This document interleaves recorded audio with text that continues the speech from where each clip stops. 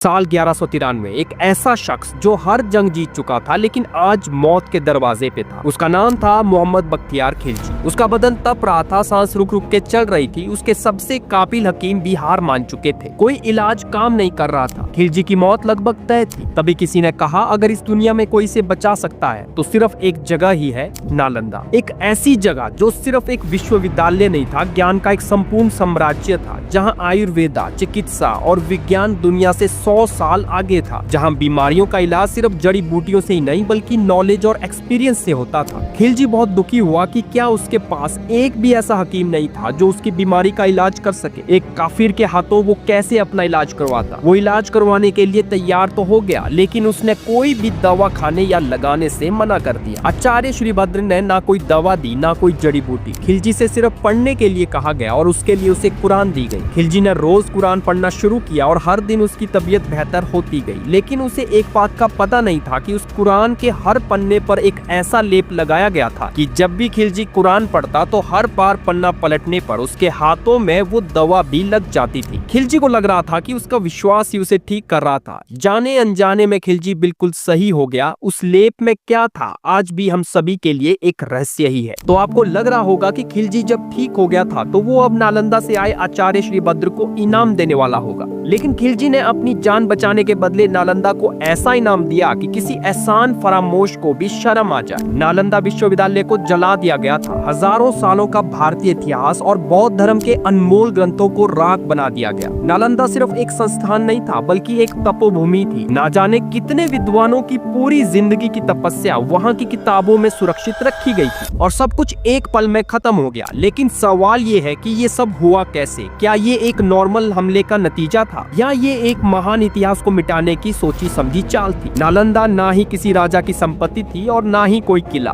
फिर नालंदा जैसे विद्यापीठ पर हमला करके किसी को क्या मिलने वाला था? चलिए आज नालंदा के गौरवशाली इतिहास और उसके विनाश की पूरी कहानी को समझते हैं।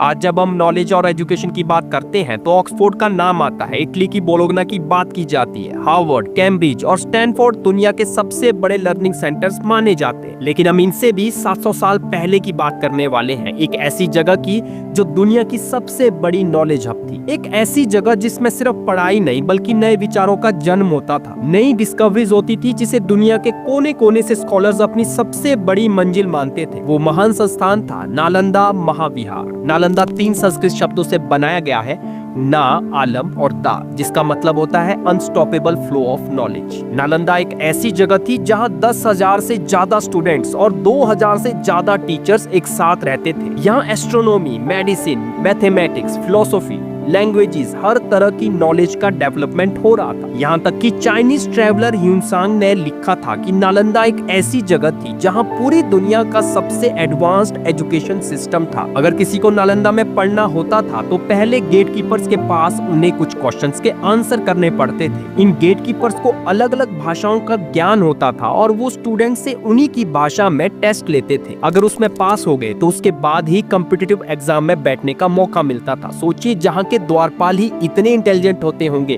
तो वहाँ का टीचिंग स्टैंडर्ड कैसा होता होगा। नालंदा में एजुकेशन स्टैंडर्ड को मेंटेन करने के साथ साथ एजुकेशन को पॉलिटिकल सिस्टम से अलग भी रखा जाता था, क्योंकि ना ही किसी राजा से कोई डोनेशन ली जाती थी और इसीलिए नालंदा में किसी भी राजा का इन्फ्लुएंस नहीं रहता था। यही वजह थी कि इस दुनिया को नालंदा में एक से एक एलुमनाई देखने को मिलते थे। जैसे जीरो की खोज करने वाले प्राचीन भारत के एस्ट्रोनॉमर और मैथमेटिशियंस आर्यभट्ट, नागार्जुन और धर्मकीर्ति जैसे ब्रिलियंट और जीनियस माइंड्स नालंदा की ही देन है। यही नहीं, ह्वेनसेंग, यीजिंग और शांत रक्षिता जैसे स्टूडेंट्स भी नालंदा से ही पढ़े हैं, जो भारत से नहीं बल्कि दूसरे देशों से यहाँ आए थे। मतलब नालंदा वर्ल्ड फेमस इंस्टीट्यूशन था जिसकी ख्याति पूरी दुनिया में फैली हुई थी और उतना ही भव्य इसका कैंपस भी था। नालंदा यूनिवर्सिटी का कैंपस लगभग 57 एकड़ में फैला हुआ था। कुछ हिस्टोरियंस का मानना है कि नालंदा यूनिवर्सिटी जहाँ बनाई गई थी वहाँ पहले आम के बगीचे हुआ करते थे। ये पूरी जमीन कुछ 500 व्यापारियों ने भगवान गौतम बुद्ध को भेंट की थी। भगवान बुद्ध ने यहाँ लगभग 3 महीनों तक अपनी टीचिंग्स दी और उसके बाद ये बौद्ध धर्म में एक पवित्र स्थल बन गया। ये इतने बड़े एरिया में फैली हुई थी जहां 8 कंपाउंड थे, जिनमें मंदिर, monasteries, classrooms, halls, stupas, dormitories, lakes और पार्क शामिल थे। 1500 साल से भी पुराना इसका स्ट्रक्चर लाल ईंटों से बना था, जिसे वेल प्लान तरीके से बनाया गया था। और पूरे नालंदा में सबसे अमेजिंग पार्ट इसकी लाइब्रेरी थी। इसे धर्मगंज कहा जाता था। ये इतनी विशाल थी कि यहाँ पर 90 लाख से ज्यादा ग्रंथ और किताबें थी, इसीलिए दुनिया भर के स्कॉलर्स यहाँ पढ़ने के लिए आते थे। ऐसे ही एक चाइनीज स्कॉलर हुएनसेंग भी 629 ईस्वी में नालंदा आए थे। वैसे तो वो यहाँ भगवान बुद्ध की पवित्र धरती को सोचकर आए थे, लेकिन जब उन्होंने देखा कि यहाँ तो सभी टीचर्स अपनी अपनी फील्ड के स्पेशलिस्ट थे, इसीलिए वो यहाँ 10 साल तक पढ़ने के लिए रुक गए। कहा जाता है कि इस दौरान आर्यभट्ट इस विश्वविद्यालय के प्रमुख थे और यहाँ से ढेर सारा ज्ञान लेने के बाद हुएनसेंग अपने साथ कुछ मैन्युस्क्रिप्ट लेकर वापस अपने देश लौट गए। नालंदा यूनिवर्सिटी अपने टाइम की one of the famous university थी। कोई भी इंसान अगर नालंदा को कंट्रोल करता तो वो ज्ञान की शक्ति के बलबूते पर पूरी दुनिया पर राज कर सकता था। तो फिर नालंदा को कंट्रोल ना करके उसे क्यों जलाया गया? दुनिया में जहाँ अच्छाई है वहीं दूसरी ओर बुरी नजरें भी किसी का पीछा नहीं छोड़ती, और कुछ ऐसा ही नालंदा के साथ होने वाला था।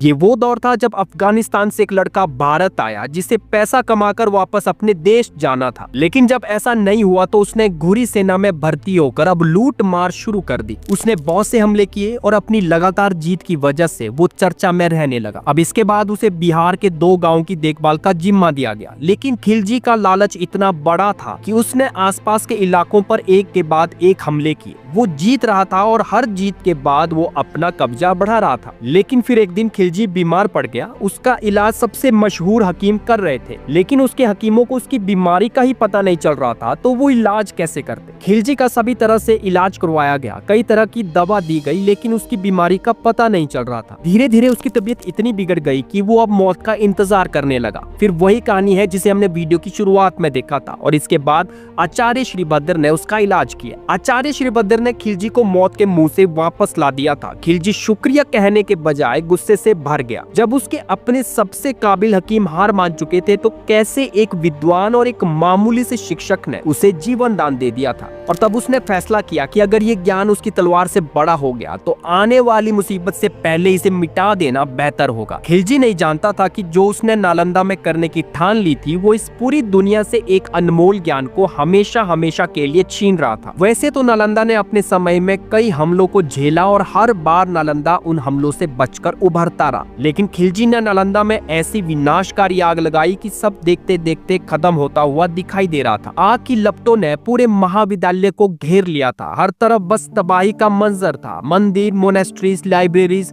सब कुछ आग में जल रहा था। नालंदा की विशाल लाइब्रेरी आग की लपटों में समा रही थी। आयुर्वेदा से लेकर स्पेस तक का ज्ञान, सब कुछ उस भयानक आग में राख बन गया। टीचर और स्टूडेंट्स वहां से अपनी जान बचाकर भाग गए और अब वहां नालंदा को बचाने वाला कोई नहीं था। और ये आग एक दिन या एक हफ्ते तक नहीं, बल्कि पूरे 3 महीने तक जलती रही। सोचिए, अगर ये नफरत की आग ही 3 महीने तक जलती रही तो वहाँ कितना ज्ञान राख बन गया होगा। खिलजी के घमंड ने हजारों सालों का ज्ञान मिट्टी में मिला दिया था और एक सुनहरे समय का अंत हो गया। लेकिन कहानी में तब ट्विस्ट आता है जब कुछ लोगों ने एक नई थ्योरी सामने लाई। नालंदा जिस आग में राख बन गई थी, कुछ लोगों का मानना है कि ये आग खिलजी ने नहीं लगाई थी, बल्कि उनका ये कहना है कि खिलजी तो कभी नालंदा गया ही नहीं। चलिए उनकी कहानी को भी एक बार समझ लेते हैं। ये कहानी 2 मंक्स की है, एक था तरंथा और दूसरे का नाम था सुम्पा खेम्पो। इन दोनों ने अपनी अपनी बुक्स में लिखा है कि ककुता सिद्धा नाम का एक मिनिस्टर था जिसने नालंदा में मंक्स के लिए एक स्पेशल मीटिंग बुलाई थी। इस मीटिंग से अनजान 2 हिंदू ब्राह्मण्स भी नालंदा आए हुए थे। दोनों ब्राह्मण्स भिक्षु थे और अपनी भिक्षा का इंतजार कर रहे थे, लेकिन तभी कुछ बुद्धिस्ट मंक्स आए और उन दोनों का तिरस्कार किया और उन पर गंदा पानी फेंक दिया। एक कहानी में बताया गया है कि उन्होंने पहले एक तांत्रिक यज्ञ किया और फिर जो राख बच गई उसे नालंदा के चारों तरफ फेंक दिया गया, जिससे नालंदा में आग लग गई। लेकिन सुम्पा खेम्पो की कहानी में ये बताया गया है कि उन दोनों भिक्षुओं ने नालंदा को शापित किया और उसके बाद नालंदा में भीषण आग लगना शुरू हो गई। में। यहाँ कौन सी कहानी सच है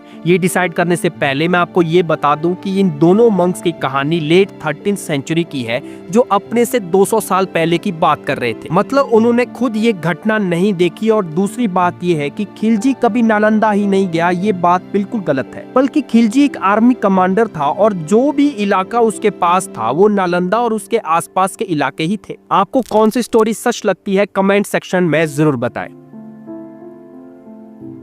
800 साल तक नालंदा का नाम मानो गायब हो गया था, लेकिन साल 1811 में कुछ ऐसा होता है जहां से अब नालंदा यूनिवर्सिटी का पुनर्जन्म होने वाला था। एक स्कॉटिश फिजिशियन फ्रांसिस हैमिल्टन ने जब यहाँ सर्वे किया तो उन्हें वहां कुछ बुद्धिस्ट स्क्रिप्चर्स मिले। फ्रांसिस ने इसकी खबर आर्कियोलॉजी सर्वे ऑफ इंडिया को दी। उसके बाद कई सालों तक खुदाई करने के बाद वहां जो कुछ भी मिला उससे ये साफ हो गया था कि ये वही जगह थी जिसकी बात हुएन सेंग ने अपने रिकॉर्ड्स में की थी। वहां 11 मोनेस्ट्रीज और 6 मंदिरों के अवशेष मिले। धीरे धीरे ये एक्सकेवेशन नालंदा को उसकी कब्र से बाहर निकाल रही थी। एएसआई को वहां से कई कीमती सामान मिले हैं, जैसे इंस्क्रिप्शंस, प्लेट्स, मूर्तियां और कॉइन्स। और आज तक यही माना जाता है कि अभी भी नालंदा का एक बहुत बड़ा हिस्सा मिलना बाकी है। फिर 2006 में हमारे former president doctor APJ Abdul Kalam ने बिहार की लेजिस्लेटिव असेंबली में नालंदा यूनिवर्सिटी को फिर से बनाने का प्रस्ताव रखा। साल 2010 में नालंदा यूनिवर्सिटी एक्ट पास किया गया। अब लग रहा था कि नालंदा का पुनर्जन्म होने जा रहा था। नालंदा को फिर से पुनर्स्थापित करने के लिए ऑस्ट्रेलिया और न्यूजीलैंड से लेकर कई साउथ ईस्ट कंट्रीज ने ईस्ट एशिया समिट में इंटर गवर्नमेंट एग्रीमेंट भी साइन किया है। फाइनली सितंबर 2014 में इस यूनिवर्सिटी में क्लासेस स्टार्ट कर दी गई और जून 2024 में पीएम नरेंद्र मोदी ने इस यूनिवर्सिटी का इनॉग्रेशन किया। आज नालंदा यूनिवर्सिटी में हर साल नई स्ट्रीम्स और फील्ड्स को इंट्रोड्यूस किया जा रहा है, जहां फिलहाल बहुत सी कंट्रीज से स्टूडेंट्स पढ़ने के लिए आ भी रहे हैं। लेकिन सबसे बड़ा सवाल ये है कि क्या आज की नालंदा 1000 साल पुरानी नालंदा की तरफ बन सकती है जो पूरी दुनिया में अपनी ज्ञान की रोशनी को फैला रही थी? क्या उसी एजुकेशनल स्टैंडर्ड्स को आज एक बार फिर से नई नालंदा में लाया जा सकता है?